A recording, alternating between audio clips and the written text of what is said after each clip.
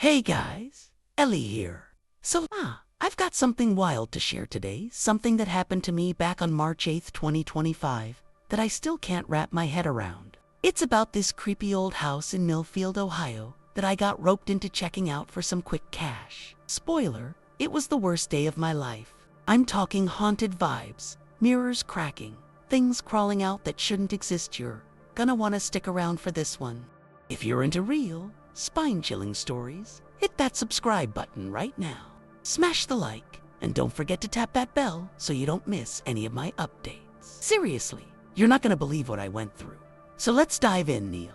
Try not to freak out just telling it. I still can't believe I'm typing this out, but I need to get it off my chest somewhere, and you guys seem like the right crowd. My name's Ellie Martin.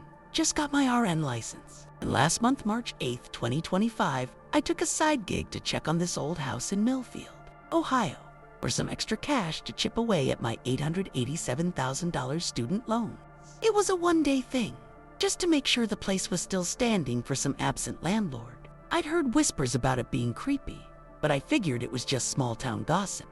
The house was this sagging, two-story relic from the 1800s, all peeling gray paint and warped wood, sitting alone at the end of a dirt road. The windows were cloudy, like they hadn't been cleaned in decades, and the front porch creaked under my sneakers like it might cave in. I got there around noon, keys jingling in my shaky hands, telling myself it'd be fine, just a quick walkthrough, take some pics, and bounce. But the second I stepped inside, the air felt wrong, heavy, like it was pressing down on me. I brushed it off as nerves, but man, I should have listened to that gut feeling. The inside was worse than I expected. Dust everywhere, furniture draped in stained sheets, and this musty smell that stung my nose. The living room had this huge fireplace, blackened, like it had seen too many fires, and the mantel was lined with these weird little carvings, like faces twisted in pain, half erased by time. I set my bag down by the door, figuring I'd start downstairs and work my way up. The floorboards groaned with every step, and I kept hearing this faint scratching, like mice in the walls, but it was too rhythmic, too deliberate. I told myself it was just an old house settling, but then I noticed the temperature freezing, even though it was a mild day outside. My breath was puffing out in little clouds, and I hadn't even touched the thermostat yet. I pulled out my phone to snap a pic of the fireplace, and the screen flickered for a second, nothing major, but enough to make my stomach twist. I laughed it off, trying to stay chill, but deep down, I knew something was watching me. That was just the start of the longest day of my life. I decided to shake off that creepy feeling and just get through the downstairs first. You know, rip the Band-Aid off.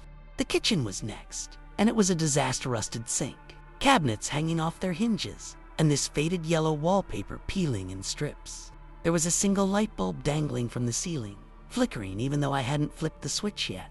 I stepped in, and my foot hit something, a cracked teacup, just sitting there in the middle of the floor like someone dropped it and walked away. I bent down to pick it up, and that's when I heard it. A low hum, like someone chanting under their breath, coming from somewhere deeper in the house. I froze, cup in hand, straining to listen, but it stopped as soon as I stood up. My heart was pounding, and I told myself it was just pipes or wind or something normal.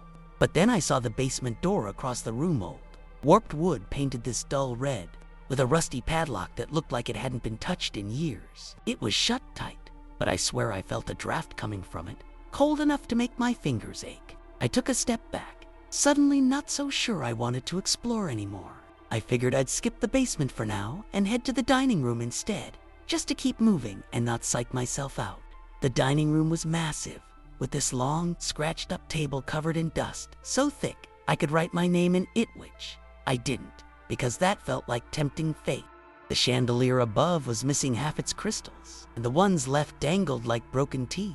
I noticed these weird marks on the walls, two long, thin scratches, like someone dragged their nails down them, too high for a kid to reach. My phone buzzed in my pocket, and I jumped so hard I almost dropped it, just a low battery warning, but it felt like a scream in that silence. Then the scratching in the walls started again, louder this time, and I swear it was following me, moving along the wall as I backed toward the doorway. I kept my eyes on those marks, my chest tight, wondering what the hell could have made them. The air got colder, and I couldn't shake the feeling that the house didn't want me there. I should have left right then, but I didn't. I was too stubborn. and I needed that paycheck. I took a deep breath and told myself to stop freaking out. Maybe it was just the house playing tricks on me. Old places do that, right? I headed for the stairs next, figuring I'd check the upstairs and call it a day. The staircase was narrow, steep, with this rickety banister that wobbled under my hand. Every step creaked like it was screaming, and the higher I got, the darker it felt, even though it was still afternoon outside. At the top, there was this long hallway lined with doors, all shut tight, and a faded rug that smelled like damp rot. The wallpaper up there was this ugly floral pattern, curling at the edges, and I noticed little dark spots on it mold. I hoped, but they looked too much like fingerprints for my liking. I stopped halfway down the hall because I heard that humming again, clearer now, like a voice just out of reach. It was coming from behind one of the doors, but I couldn't tell which one, and my legs felt like lead. I pulled my jacket tighter, shivering, and that's when I saw my shadow on the wall. It didn't match me. It was taller, thinner, with arms that stretched too long, and it moved a split second after I did. I whipped around, heart slamming in my chest, but there was nothing behind me, just the empty hallway staring back. I rubbed my eyes, thinking maybe I was tired or the dim light was messing with me. But that shadow thing had me rattled. I decided to pick a door and get it over with, so I went for the one closest to me, painted this chipped white with a dented brass knob. My hand was shaking as I turned it, and the door stuck for a second before swinging open with a groan. Inside was a bedroom, small, cramped, with a sagging bed frame and a mattress that looked like it had been clawed at by something. The window was boarded up, letting in just slivers of light, and there was this old rocking chair in the corner, facing the wall like someone had been sitting there. I stepped inside, and the floor creaked so loud I thought it'd give out. Then the humming stopped dead silence, and I felt this prickling on my neck, like eyes boring into me. I turned to leave, and that's when I saw it. A handprint on the door frame, fresh, wet, like someone had just been there. It wasn't mine. I stumbled back from that handprint, my breath hitching, because there's no way it was there when I walked in. I would have noticed, right? It was big, too, with long fingers smudged in this dark, sticky stuff that smelled faintly like rust. I wiped my hands on my jeans, even though I hadn't touched it, just to shake off that creeping panic. The room felt smaller all of a sudden, like the walls were inching closer. And that rocking chair in the corner, I swear it shifted, just a tiny bit, like it had rocked forward on its own. I told myself it was the wind or something, but the air was dead still, and my skin was crawling. I backed out into the hallway, slamming the door shut behind me, and the sound echoed way louder than it should have, bouncing down the stairs. My phone was still in my pocket, and I yanked it out to check the time, 2:17 p.m. Plenty of daylight left, but it didn't feel like it in that house. I wanted to bolt, but I hadn't even finished half the place, and I kept thinking about the money. That's when I heard footsteps, heavy, slow ones coming from downstairs, right where I'd just been. I froze, gripping my phone so tight my knuckles went white, listening to those steps thud across the dining room below. They weren't rushed, just steady, like someone pacing. But I was alone-eyed, locked the front door behind me when I got there. My mind raced, maybe a squatter or an animal, but the rhythm was too human, too deliberate. I crept to the edge of the stairs, peering down, but the angle was wrong, and all I could see was the bottom step and a sliver of the living room. The footsteps stopped, and for a second, I thought I'd imagined it. But then they started again, closer, right at the base of the stairs. I ducked back, pressing against the wall, my heart hammering so loud I could hear it in my ears. The hallway was dead quiet, except for my breathing, and I kept waiting for something to climb up, but nothing did. Then I heard this low creak-like, the first step being tested, and I bolted down the hall, away from the stairs, toward the last door at the end. It was dumb, I know, but I didn't want to face whatever was down there. The door was black, chipped paint flaking off, and it had this weird symbol scratched into it, like a circle with jagged lines. I didn't care, just needed somewhere to hide. I shoved that black door open and slipped inside, shutting it as quietly as I could, even though my hands were trembling like crazy. The room was pitch dark at first. No windows, just this thick, stale smell like wet earth and something sour I couldn't place. I fumbled for my phone's flashlight, and when it flicked on, I almost dropped. This was no bedroom. It was some kind of attic space, low ceiling sloping down, cluttered with old trunks and boxers covered in cobwebs, so thick they looked like nets. The walls were bare wood, splintered and stained, and there was this big, cracked mirror leaning against one side, reflecting my shaky light back at me. I caught my own face in a pale, wide-eyed, looking like I'd aged 10 years since Noonan. I had to look away fast. The footsteps downstairs had stopped, but now I heard something else, a faint tapping, like fingernails on glass, coming from that mirror. I swung the light around, but there was nothing, just my reflection staring back, and I swear it blinked when I didn't. My stomach dropped, and I backed up, tripping over a box that spilled out yellowed papers and photos of people I didn't recognize. I crouched down, trying to steady my breathing, and picked up one of the photos. It was faded, but it showed a family standing in front of this house, maybe from the 50s, all stiff and unsmiling. The back had scribbled names I couldn't read, but the house looked exactly the same, down to the crooked porch. That tapping got louder, sharper, and I glanced at the mirror again, nothing there. But the sound was definitely coming from it. I stood up, legs shaky, and noticed something worse. The door I'd come through was gone. Not locked, not stuck, just gone. Like the wall had swallowed it up, leaving me trapped in this attic with no way out. My chest tightened, and I started pacing, shining the light everywhere, looking for a hatch or something, anything. The tapping turned into a scraping, like something dragging across the glass, and I forced myself to ignore it, focusing on the walls. Then I saw a faint outline where the door used to be, but it was sealed shut, and there was this cold, damp spot spreading across it, like the house was bleeding.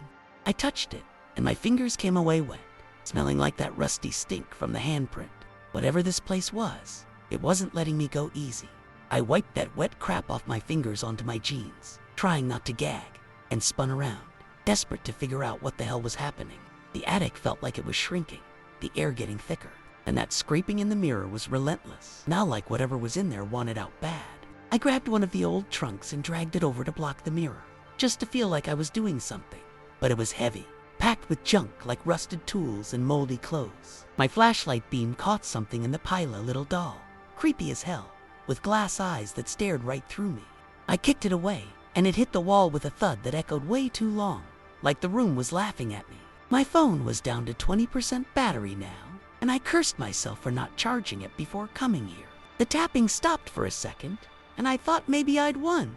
But then the trunk started sliding back slowly, inch by inch, like something was pushing it from the other side of the mirror.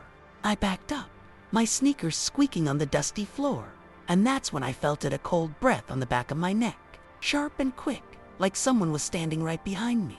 I whipped around, swinging the flashlight, but there was nothing, just the empty attic staring back at me. All shadows and junk. My heart was racing so fast, I thought I'd pass out, and I could still feel that breath, like it had left a mark on my skin. The trunk stopped moving, but now the mirror was rattling in its frame, this low, angry buzz coming from it that made my teeth hurt. I didn't dare look at it too long, but out of the corner of my eye, I saw something in the reflection. Not me, not anymore, but this blurry shape, tall and hunched, with arms that dangled like they didn't have bones. I stumbled toward the wall where the door used to be, pounding on it, yelling for it to open, but it was like hitting concrete solid and ice cold. The buzzing got louder, and I heard a crack, like glass splintering, and I knew that thing in the mirror was close to breaking through. My hands were shaking so bad I could barely hold the phone, but I kept the light on, sweeping it around, praying for a way out. Then the doll I'd kicked it was back where I found it, sitting upright, staring at me again, and I swear its head tilted just a little, like it was watching. I couldn't take my eyes off that damn doll. It was like it was daring me to move, and I was too freaked out to even breathe right. The mirror was cracking louder now, sharp pops echoing through the attic, and I could feel the air shifting, getting heavy like a storm was about to hit inside the house. I turned my flashlight back to the wall, running my hands over that cold, wet patch, looking for any give, any chance to bust out. My fingers caught on something, a thin seam, like a hidden panel end. I dug my nails in, prying at it, desperate to make it budge. The wood splintered a little, and I felt a rush of hope. But then the buzzing from the mirror turned into this awful screech, like nails on a chalkboard mixed with a scream. I glanced back, and the glass was spiderwebbed with cracks, that hunched shape pressing against it, smearing the surface with something dark and wet. My phone light flickered, dimming for a second, and I yelled at it to stay on stupid. I know, but I was losing it. The doll's glass eyes glinted in the beam, and I swear its mouth twitched like it was about to smile. I turned back to the wall, clawing harder, and a small piece of wood snapped off, revealing a sliver of the hallway beyond. That tiny gap was everything I could see. The faded rug smelled the musty air from outside the attic, and it gave me a shred of sanity to cling to. I jammed my fingers into the opening, pulling with everything I had, but the wood was stubborn, and my nails were tearing from the effort. The screeching behind me hit a pitch that made my ears ring, and I heard glass shattered, big chunks hitting the floor, followed by this wet, dragging sound, like something heavy was crawling out. I didn't look back. Couldn't I just kept yanking at the wall, my arms burning, sweat stinging my eyes. The air got colder, fast, and I felt that breath again right on my neck. But this time it lingered, wet and stinking like decay. My phone slipped from my hand, clattering to the floor, and the light cut out for a second before flaring back, weaker now.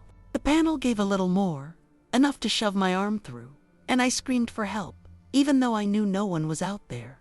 The dragging got closer, and I felt something brush my ankles soft, cold, like fingers testing me. I kicked back hard, hitting nothing but air, and kept pulling at that wall, praying it'd give before whatever was behind me did. I was full on panicking now, ripping at that wall like my life depended on it, because it did.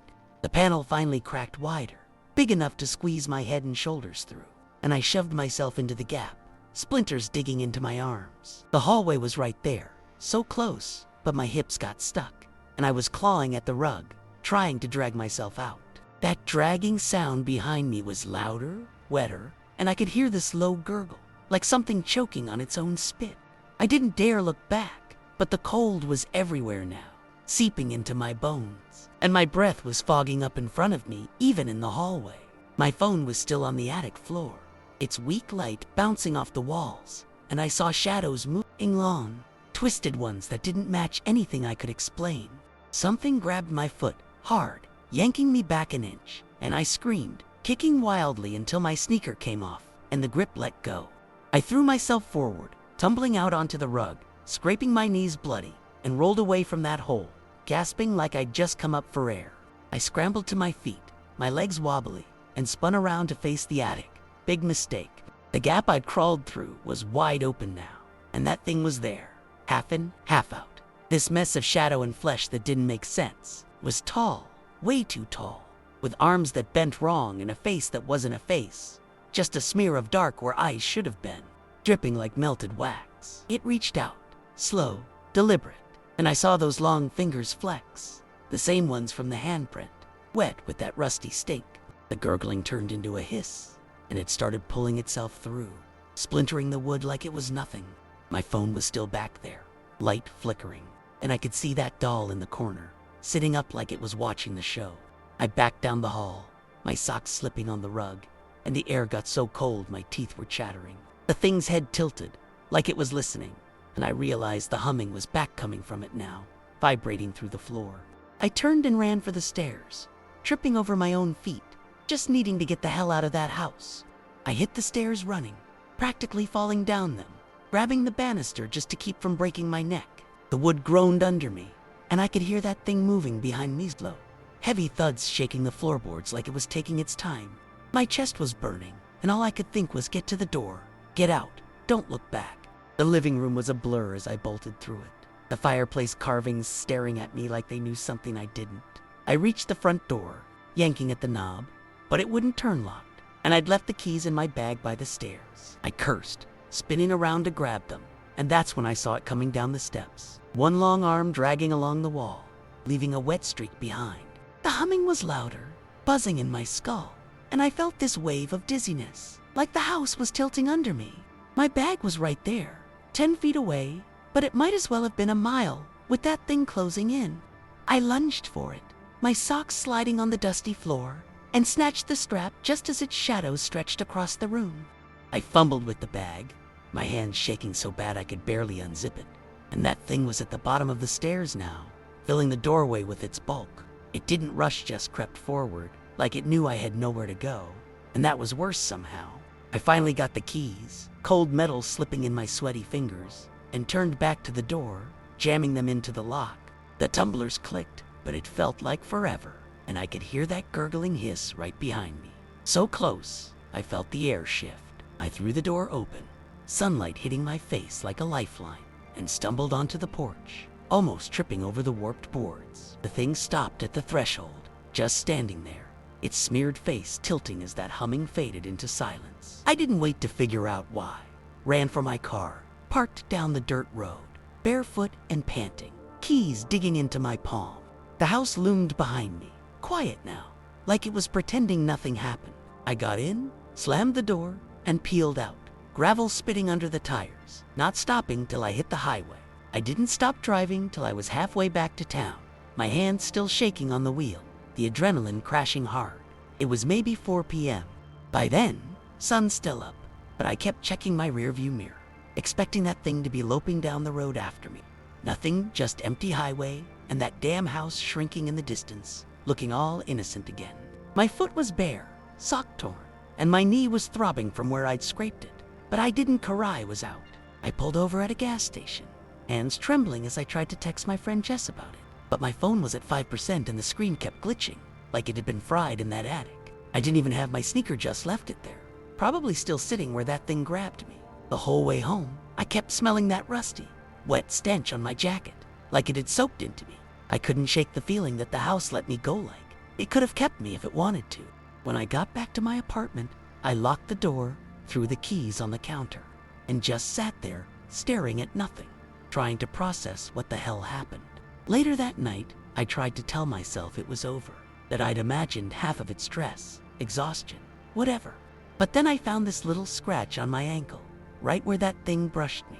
3 thin lines, like fingernails, red and raw. I cleaned it up, bandaged it, but it stung like crazy, and I couldn't sleep with that humming still echoing in my head. The landlord called the next day, asking for my report, and I just mumbled something about the place being fine, because what was I gonna say? That his house tried to eat me alive. I didn't get paid, said. I didn't finish the job since I bolted early, and I didn't argue, just hung up. I've driven past that road since, on my way to work, and the house is still there, same as always, gray and sagging like nothing happened. Sometimes I think I see a shadow in the upstairs window, but I don't stop to check. Whatever was in there, it stopped that day, like it hit pause after I ran.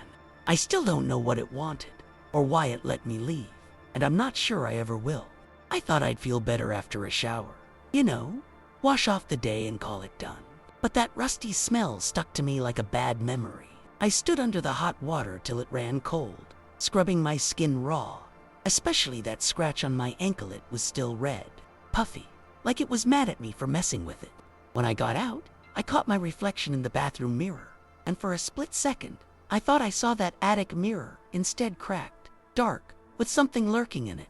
I blinked, and it was just me again, but my hands wouldn't stop shaking as I dried off. I threw on some sweats and crawled into bed, pulling the covers up tight, like that'd keep the house out of my head. But every time I closed my eyes, I was back there, those warped stairs, that black door, the way the air felt alive and wrong. My phone was charging on the nightstand, and I kept it on just for the light, too chicken to sit in the dark. Around midnight, I heard this faint tapping like fingernails on glass coming from my window. But when I looked, it was just branches in the wind. Still, I didn't sleep a wink that night. The next morning, I felt like garbage eyes gritty, head pounding, like I'd run a marathon in my sleep. I made coffee, trying to act normal, but my hands were clumsy, spilling half of it on the counter. That's when I noticed my bag from the house, still by the door where I'd dropped it, and something was sticking out a corner of yellowed paper, like the ones from that attic box. I hadn't grabbed anything, I was sure of it, but there it was, crumpled and real. I pulled it out with 2 fingers, like it might bite me. And it was one of those old photos, the family in front of the house, staring at the camera with blank faces. Only now, there was a smudge in the background, right by the porch, tall and blurry, like someone had been rubbed out. My stomach flipped, and I shoved it back in the bag, telling myself I'd burn it later. But the whole day, I kept feeling watched, like the house had sent something home with me. I even checked my windows twice, half expecting to see that smeared face peering in. It didn't. But the quiet in my apartment felt too much like that attic right before everything went to hell.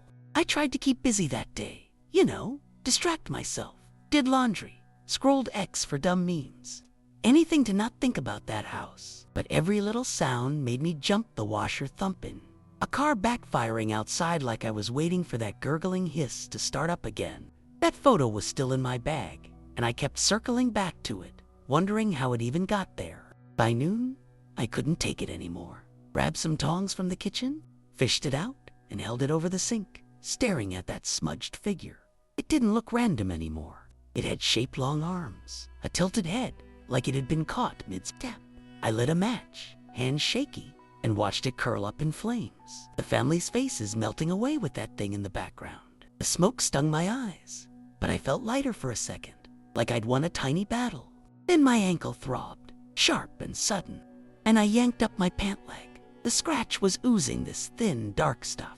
Not blood, more like what I'd seen on that handprint. I wiped it off fast, heart racing, and told myself it was just infected. Nothing weird, but I wasn't buying my own lie. By afternoon, I was a mess jumpy, exhausted, and paranoid as hell. I kept my blinds shut, lights on, like I could block out whatever that house had stirred up. My phone buzzed with a text from Jess, asking how the gig went, and I just typed weird house. Bad vibes, because how do you even explain that mess? I didn't tell her about the thing crawling out of the mirror, or the way the air felt like it was choking. Didn't want her thinking I'd lost it. But then I heard that tapping again, faint, coming from the kitchen this time, and I froze, coffee mug halfway to my mouth. It was rhythmic, deliberate, like it had followed me home, and I crept over to check, barefoot on the cold floor. The sink window was empty, just my reflection in the glass, but it looked off, too pale, eyes too wide. The tapping stopped when I got close, and I laughed, shaky, trying to convince myself it was nothing. But then my reflection blinked when I didn't, and I dropped the mug, ceramic shattering everywhere. I backed away, pulse hammering, knowing damn well I hadn't imagined that the house wasn't done with me yet. I stood there staring at the broken mug, coffee pooling on the floor, my brain screaming at me to get a grip. But how do you chill out after your reflection pulls a stunt like that? I grabbed a broom, sweeping it up fast, like moving would keep me sane, but my hands wouldn't stop shaking. That scratch on my ankle was burning now, and when I checked it again, it looked worse. Those 3 lines were darker, almost black, spreading like tiny veins under my skin. I slapped the bandage over it, telling myself I'd see a doctor if it got bad. But deep down, I knew this wasn't some regular infection. I kept replaying that attic in my head, the mirror cracking, that thing crawling out, the way the house seemed to breathe around me. I couldn't shake the feeling it had marked me somehow, like I'd brought a piece of it back. My apartment felt wrong, too quiet, too still, like it was holding its breath. I turned on the TV, cranked the volume, just to drown out my own head. But every laugh track sounded hollow, fake. I didn't leave the house all day, couldn't face the idea of passing that road again, even though it was on my usual route to the clinic, where I'd started picking up shifts. Around dusk, I noticed the light in my place getting weird dim, flickering, even though the bulbs were new. I checked the windows again, half expecting that smeared face, but it was just the street outside, normal as ever. Then my phone buzzed on the counter, and I jumped so hard I nearly knocked over a lamp pit. It was just a spam call, but the screen glitched again, flashing static before settling. I swore under my breath, thinking maybe that attic fried it for good. But then it buzzed again. No caller ID, just a blank screen. I let it ring out, watching it vibrate, and when it stopped, I heard that humming soft, low, like it was coming from inside the walls. My stomach dropped, and I grabbed a kitchen knife, not even sure what I'd do with it. The sound faded after a minute, but I didn't put the knife down. I sat on the couch, gripping it, waiting for something to happen, because it felt like the house was reaching for me still. I sat there on the couch, knife in hand, every creak in the apartment making me flinch like a scared kid. The humming was gone, but now I kept hearing that faint tapping again, bouncing around like it couldn't decide where to settle. Window, wall, ceiling, back again. I told myself it was just the building, old pipes or whatever, but it was too much like that attic mirror, too close to what I'd run from. My ankle was throbbing under the bandage, and I could feel it pulsing, like something alive was squirming in there. I peeled it back, just a quick peek, and nearly gagged. Those black lines were longer, snaking up toward my calf, thin and jagged like cracks in ice. It didn't hurt anymore, just felt cold, numb, and that scared me more than the pain ever did. I slapped the bandage back on, tighter this time, and tried to focus on the TV, some dumb reality show. All fake drama, but the voices sounded warped, like they were underwater. I turned it off, and the silence crashed in, heavy, like the house was back in the room with me. I couldn't sit still anymore. I got up, pacing, checking locks, peeking out the blinds even though I didn't want to see anything out there. The knife was still in my hand, sweaty grip and all, and I felt ridiculous, but too freaked out to care. My phone buzzed again, no caller ID, just that blank screen, and I stared at it, daring it to ring twice. It didn't, but when I picked it up, the battery was at 1%, even though I'd charged it all day. I plugged it in, watching the screen flicker, and for a second, I swear I saw that attic doll's face flash across it, glass eyes, cracked smile before it went black. I dropped it, like it burned me, backing into the kitchen. And that's when I noticed the air cold, way too cold for March, my breath puffing out in little clouds again. The tapping stopped, but now there was this low creak, like something heavy shifting upstairs. Except I live on the top floor, no one above me. I gripped the knife tighter, staring at the ceiling, waiting, because whatever that house woke up, it wasn't staying back there on that dirt road. I stood there, knife raised, staring at the ceiling like it was about to spit something awful down at me. That creaking kept going, slow and deliberate, like footsteps pacing right above my head. Impossible, but I couldn't deny what I was hearing. My breath was fogging up faster now, the whole apartment dropping to freezer levels, and I could see goosebumps prickling up my arms. I wanted to yell, tell it to stop, but my throat was so tight I could barely swallow. The lights flickered, not just a quick blink, but a long, stuttering dance that made the shadows jump around like they were alive. I backed toward the door, thinking maybe I could just run, crash at Jess's place, anything but stay here. But then I heard a low gurgle, that same wet choke from the attic, faint but close, like it was seeping through the walls. My ankle twitched, a sharp jolt running up my leg, and I knew it wasn't just me freaking out. This was that house, reaching across town to mess with me. I grabbed my keys, ready to bolt, but the creaking stopped, and everything went dead quiet, like it was waiting to see what I'd do. I didn't trust that silence. Had felt like a trap, the kind where you think you're safe right before it gets worse. I inched toward the door anyway, knife still out, my socks sticking to the cold floor with every step. My phone was dead on the counter, cord dangling uselessly, and I didn't even bother grabbing it. Whatever was screwing with it wasn't worth the risk. The gurgling came back, louder, right behind me this time, and I spun around, slashing at nothing but air. The kitchen was empty, just my shaky reflection in the sink window again. But it didn't look like me anymore, too tall, too thin, eyes blacked out like holes. I stumbled back, hitting the door, and fumbled with the lock, my fingers numb and clumsy. The gurgling turned into that hiss, sharp and pissed off, and I felt that cold breath on my neck again, so close I could smell the decay. I yanked the door open, half falling into the hall, and slammed it shut behind me, not caring who heard. The sound cut off, like I'd flipped a switch. But I wasn't sticking around to test it. I ran for the stairs, barefoot and terrified, praying it wouldn't follow me out. I flew down the apartment stairs, taking them two at a time, my bare feet slapping the concrete so hard it stung. The hallway lights were buzzing, flickering like they were about to blow, and I kept expecting that thing to lunge out from around a corner. My keys were still in my hand, cutting into my palm, but I didn't care. Just needed to get to my car and get the hell out of there. When I hit the parking lot, the night air hit me like a slap cold. But normal cold, not that bone-deep freeze from inside. I sprinted to my beat-up Honda, unlocked it, and jumped in, slamming the door so hard the window rattled. My hands were shaking as I jammed the key in the ignition, and the engine sputtered once before roaring to life. Thank God for small miracles. I peeled out of there, tires squealing, not even sure where I was going, just away. The rearview mirror stayed empty. No shadows, no smeared faces, but my ankle was pulsing again. Like it was mad I'd run. I didn't stop till I was halfway to Jess's place, parked under a streetlight, trying to catch my breath.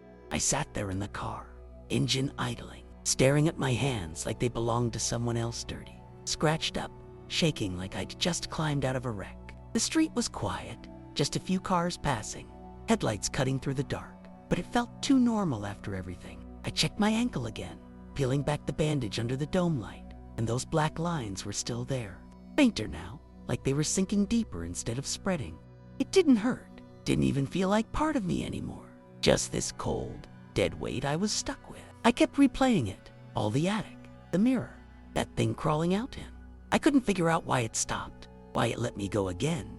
My apartment was miles behind me, but I could still feel that house, like it had hooked something into me and was just waiting to reel me back.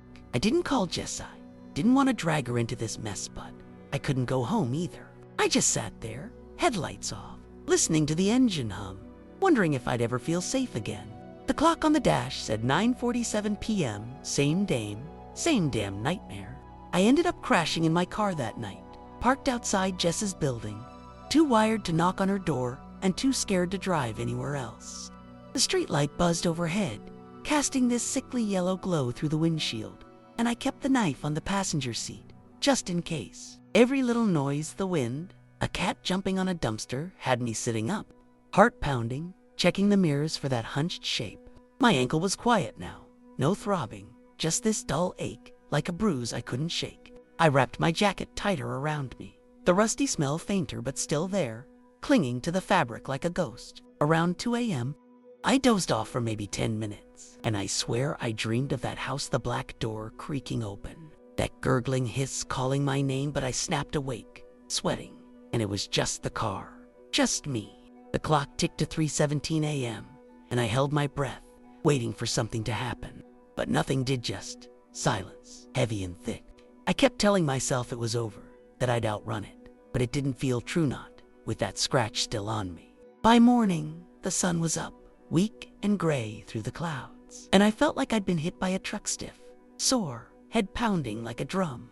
I checked my ankle one last time before starting the car, and the black lines were almost gone, just faint shadows under the skin, like they'd decided to hide instead of leave. I drove back to my place, slow, dreading every turn. But when I got there, it was just my apartment, messy, normal, no humming or tapping or cold spots. The knife went back in the drawer, my jacket in the wash, and I tried to act like it was a new day, like I could forget it all.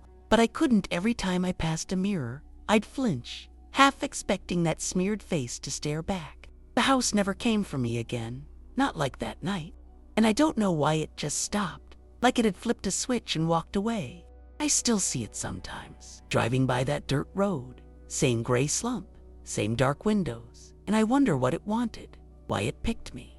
I've got no answers, just this nagging feeling. It's not done, even if it's quiet for now. That's my story, Giz. I lived it, I ran from it, and I'm still shaking just typing this out. I've been back to work at the clinic since then, picking up shifts like nothing happened. But it's not the same. I jump at shadows, double-check reflections, keep my phone charged like it's a lifeline. People ask why I'm so twitchy, and I just shrug, say I'm tired. How? Do you tell them a house tried to swallow you whole? My ankle's healed up, no more black lines, just a faint scar I catch myself staring at sometimes, tracing it like it'll spill the truth. I don't talk about that day much, not even to Jess. She'd think I'm nuts, and maybe I am, but I know what I saw, what I felt. The house sits there still, unchanged, and I've heard rumors now, folks saying it's cursed, that it's been empty since the 50s for a reason. I don't dig into it, don't want to know. I just drive past, eyes forward, pretending it's not watching me back. But late at night, when it's quiet, I still hear that humming in my head, soft and far off, like it's waiting for me to slip up. I keep my doors locked, my lights on, and pray it never finds me again. And here's the kicker: just last week, I got a call from that landlord, same guy who sent me out there, asking if I'd check the place again for double the pay. I laughed, shaky, and told him to shove it. No amount of cash is worth going back. He sounded desperate, said no one else would take the job, but I hung up before he could finish. Since then, I've noticed little things: my keys missing for an hour, then showing up on the counter, a cold spot by my bed that comes and goes. Maybe it's nothing.